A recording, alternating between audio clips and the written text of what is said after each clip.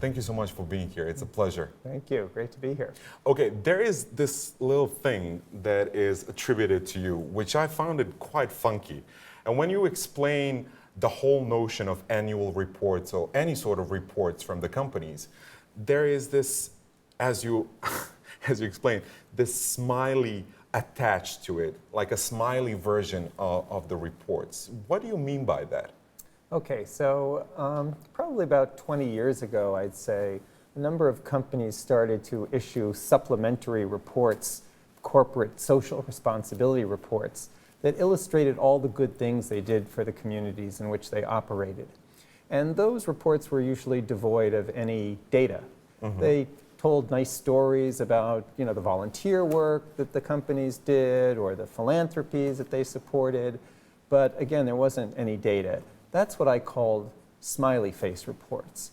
And I started to make an argument to corporate executives that people wanted to have data that showed the real impact of the firms on society and not just stories about that impact. How did that change in those 20 years? Because I'm thinking, if you see a photo opportunity, even in this day and age, average viewer would know, oh, okay, it's a cheap trill. It's a cheap way of advertising your company if you're taking pictures with the kids. But is it that simple?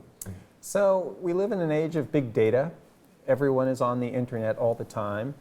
And people are just receiving more and more information. I think firms had to go in that direction of providing more information about their activities to their stakeholders being not just their employees and investors, but the societies in which they operated.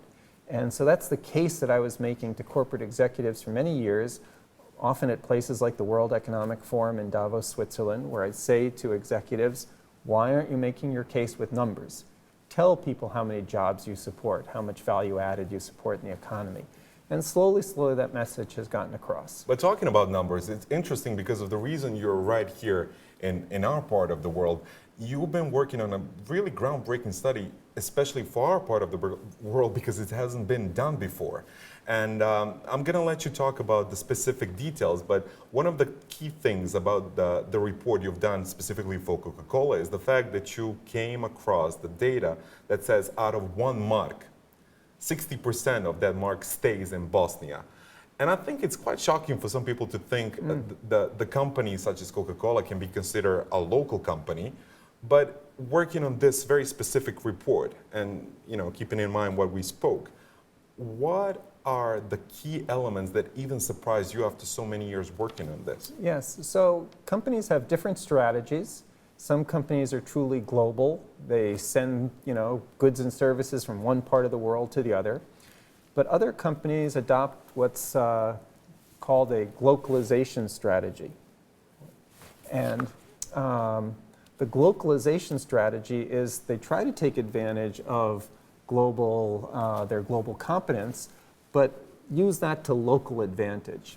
And there are companies like Coca-Cola. SAB Miller is very famous for being a very local company as well. When Coca-Cola first asked us to do studies in Europe of their local impact, I had no idea what it would be. Probably like most European consumers, I thought Coca-Cola was shipped across from Atlanta, Georgia to Europe, and that it was largely imported, or the syrup was imported, maybe they mixed it with some soda water here. So it was very surprising to me how local Coca-Cola, in fact, is in these markets. This is what I'm thinking. We have everything from Enron, Northern Rock, recently Volkswagen, and I'm thinking there is a huge erosion of trust. And I'm not just talking about conglomerates. I'm talking about companies in general. There is a big issue with trust. So no matter how many photo ops and how many good numbers, how much the issue of trust is on a burner right now? Yeah, I think it's a fantastic issue, and it takes years and years and years to build up trust. You lose it in a moment. One of the interesting things, though, is, you've mentioned some anecdotes, Volkswagen, Northern Rock. I work in many countries around the world where the multinational firm might be the most trusted partner of the consumer. These are people who live in countries where the government doesn't deliver services to them, countries which are rampant with corruption, where in order to get a job you have to know somebody. So these are low-trust societies. The multinational firms are often the only actor in those societies that are delivering a reliable product. Do we live in a world where Volkswagen can actually have serious consequences, or the whole notion of too big to fail translate even to other parts of the sectors, except not only financial sectors in a way? Well, I think that's an interesting question. To what extent have consumers become so cynical? Basically, they hope that Volkswagen will make all kinds of concessions now, cut the prices on their cars, and people will say, every company probably does that, and this is an opportunity to buy a Volkswagen cheap, so I'll take advantage of that. We haven't quite seen the long-run consequences for the company.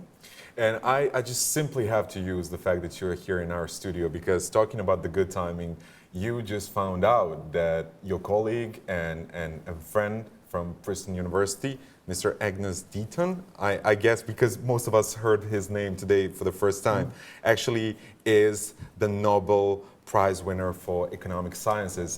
Did you text him? I did. It was a great thrill to arrive at my hotel here and put on the New York Times on the web and saw this on the front page of the Times.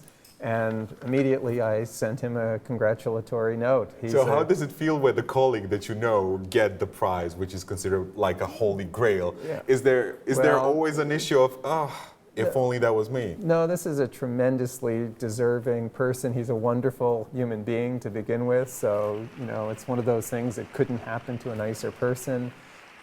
He's just a great person. So the compliment is meant from your side? Oh, absolutely. And he has done such important work in the field of poverty research, really changed the whole way we do research in that field. So it's just a wonderful award. Some critics of this particular award would say, why economists? Why not psychologists or psychiatrists or something like that? Because simply, we always come back to the point where if not a single economist couldn't predict, or most couldn't predict in 2008, what makes it exact science? What's your take on that? Well, my father-in-law is a physicist, so he tells me every day that what I do is not an exact science. So, I won't defend that position, but economics has a huge impact on society, for better or for worse, and I think the award reflects the importance in society. Every person listening to us is affected by the economy, and economic research does make a difference to policy. I will say one thing about the work that we do for companies and development agencies and the models that we do, and maybe that's very pertinent in this region. One thing that I love about economics is it shows how interdependent we are. I don't know what your religion is, I don't know what your ethnicity is, but we're in business together. Mm-hmm. And that's the only way an economy works. And that's a beautiful thing to me. Economics is really a very peaceful science in that, because it loves the idea of people working together for mutual benefit. And studies like ours really show that interdependence. And I think that's a very cool thing about economics. I love the fact that you finished sentence with economics and cool in one sentence. That's very cool of you. And thank you so much for joining us. Thank you. It's been an absolute pleasure. Thank you.